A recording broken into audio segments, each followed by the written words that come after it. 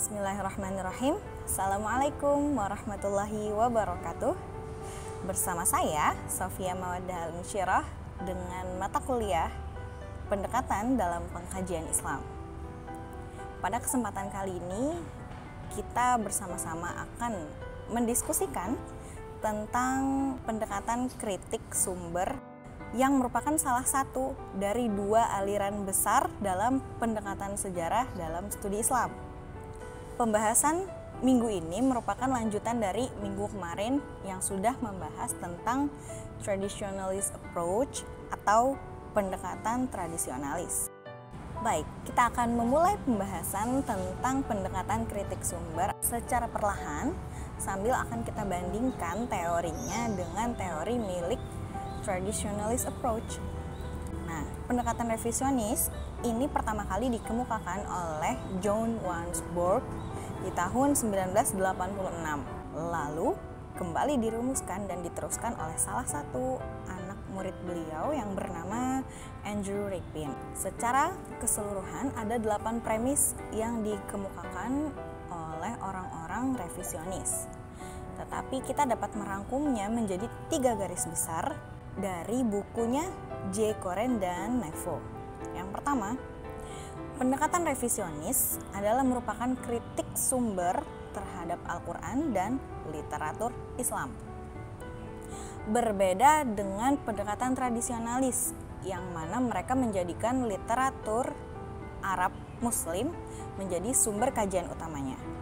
Di sini, selama lebih dari 1 abad, sarjana Barat menempatkan kitab suci sebagai sumber literatur yang harus dianalisa secara kritis untuk mengungkap keaslian dan historisitas teksnya.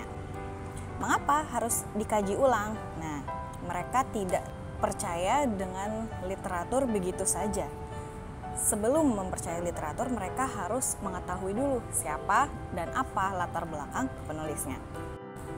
Yang kedua, mereka menaruh perhatian serius untuk perbandingan literatur Islam dengan data eksternal di luar tradisi umat Islam.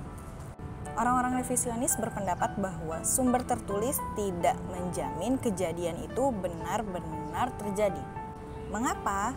Karena menurut mereka proses transmisi dokumen tertulis yang ada di dalam literatur dari masa awal hingga masa kontemporer tentunya melalui waktu yang sangat panjang, sehingga sangat-sangat memungkinkan adanya human error, kesalahan tulis, kesalahan copy, perbedaan pendapat, perbedaan pemikiran dari zaman ke zaman yang akan mengakibatkan bedanya interpretasi yang disajikan dari satu literatur dengan literatur yang lain, sehingga itu tidak memungkinkan literatur tersebut bisa menjamin kebenaran suatu peristiwa. Dan poin yang ketiga adalah harus adanya bukti material berupa peninggalan sejarah, warisan arkeologi yang semasa dengan peristiwa yang diteliti. Setiap literatur, bahkan bukti material sejarah itu juga harus di cross check melalui hard fact-nya, melalui warisan arkeolog. Jadi literatur yang disajikan harus dicari hard fact-nya oleh orang-orang revisionis. Kalau hard fact itu tidak ditemukan, maka orang-orang revisionis dengan mudah mempermasalahkan literatur atau bahkan menolak teori yang ada di dalam literatur tersebut. Nah, dari 3 poin di atas, mungkin kita tidak akan kesulitan lagi ya untuk membedakan mana tradisionalis, mana revisionis, karena di antara keduanya sudah sangat kentara perbedaan prinsipnya, yang mana tradisionalis hanya membatasi diri untuk literatur Muslim, Arab, sedangkan revisionis gencar melakukan usaha kritik sumber literatur tersebut. Nah, dari sini kita akan beranjak kepada contoh pemikiran tradisionalis dan revisionis yang kemudian akan kita bahas melalui artikel dari Faisal Ismail. Namun sebelumnya saya mau tanya, kira-kira kenapa orang-orang ini menganggap Islam itu begitu menarik perhatian mereka untuk dikaji?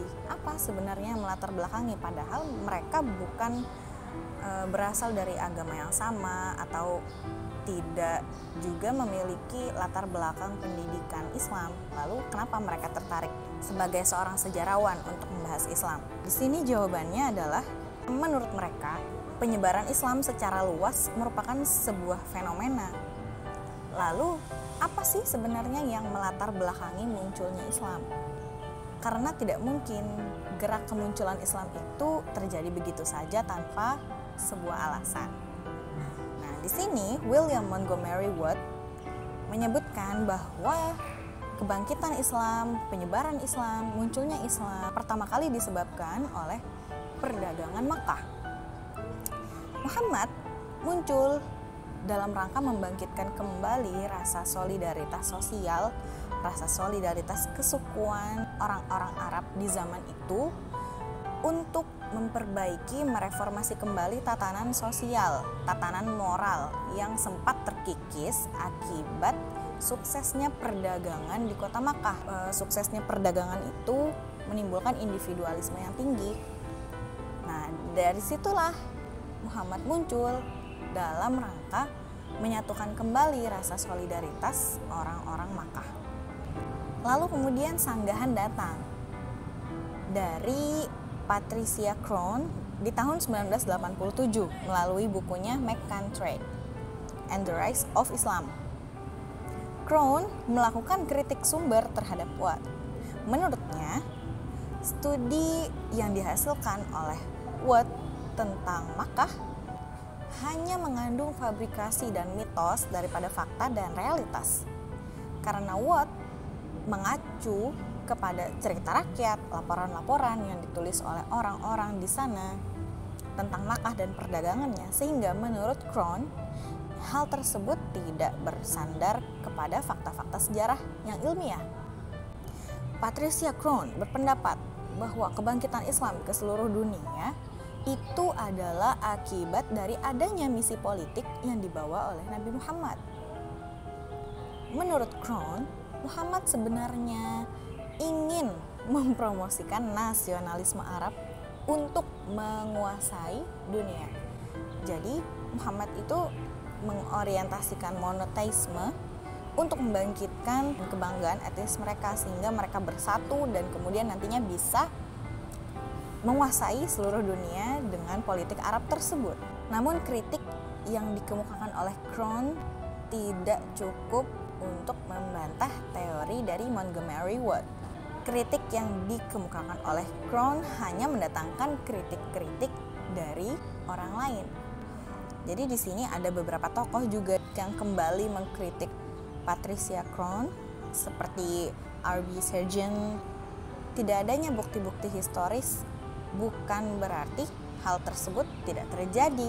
Menurut Sargent, berarti kita tahu Sargent adalah termasuk dari kaum tradisionalis. Lalu, dua pendapat yang melahirkan banyak kritik ini juga akhirnya menyulut para sarjana muslim untuk turut berkomentar. Nah, salah satunya adalah Akram Khan.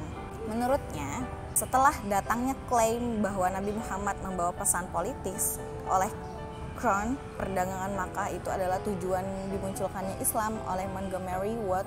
Lalu Akram Khan membantahnya dengan klaim bahwa pesan-pesan Islam pada dasarnya tidak bersifat politis ataupun duniawi. Justru menurutnya Al-Quran berisi tentang ayat-ayat yang menyerukan kepada manusia agar berhasil di akhirat nanti dengan cara berbuat baik di dunia. Bahwa Islam adalah suatu kesinambungan dari pesan-pesan agama dan Nabi terdahulu. Ia membimbing manusia ke jalan Allah. Dan Islam bukan agama komunal yang penuh dengan tujuan, apalagi kepentingan politik. Lalu alasan tersebar cepatnya Islam di tanah Arab adalah karena Islam membawa ajaran tauhid yang menghapuskan perbudakan, eksploitasi, penghisapan, dan kerusakan di kalangan masyarakat Arab saat itu, sehingga dengan mudah menyebar luas kepada kawasan Jazirah Arab. Bukan karena faktor perdagangan Makkah, apalagi faktor nasionalisme Arab, Lantas, jika Anda bertanya bagaimana seharusnya kita bersikap terhadap dua teori ini ataupun teori-teori lain yang merupakan refleksi dari pendekatan revisionis dan tradisionalis, apakah kita harus menerima teori tersebut? Apakah kita harus mempraktekkan teori tersebut? Atau kita harus menolak keras-keras salah satu dari keduanya atau bahkan keduanya? Karena ranah ini berada di ranah akademik, maka salah satu petuah yang disampaikan oleh sarjana Muslim bahwa kita tidak selalu bisa mengharapkan suatu analisis yang pas dari sarjana Barat, karena sarjana Barat memiliki pandangan sekuler yang berbeda tentang kemunculan Islam. Jadi sudut pandang mereka dengan sudut pandang yang kita miliki itu terdapat perbedaan, sehingga kita tidak bisa mengharapkan analisis yang benar-benar pas dari apa yang mereka teliti. Namun dari perspektif kesejarahan, analisis mereka tentu didasarkan pada sumber-sumber yang kuat dan kaya. Namun kita tidak harus selalu setuju dengan apa yang mereka sampaikan, tetapi kita bisa mengetahui visi, misi, dan cara pandang mereka dalam mengkaji Islam. Terhadap mereka, sebaiknya kita menganut sikap bahwa lawan dalam berpendapat adalah kawan dalam bertukar pikiran. Dari sikap semacam ini, muncullah pandangan kritis yang penuh apresiatif atau apresiatif yang penuh dengan pandangan kritis. Saya kira sampai di sini dulu pembahasan kita pada hari ini. Semoga nanti kalau ada lain waktu kita bisa berbincang dan mendiskusikan lebih lanjut mengenai dua aliran besar ini, karena saya rasa ini sangat menarik untuk dikaji. Dan kalau masih ada pertanyaan atau sesuatu yang kurang jelas, boleh ditinggalkan pertanyaan di kolom komentar. Semoga ada manfaatnya juga apa yang kita pelajari hari ini. Wassalamualaikum warahmatullahi wabarakatuh.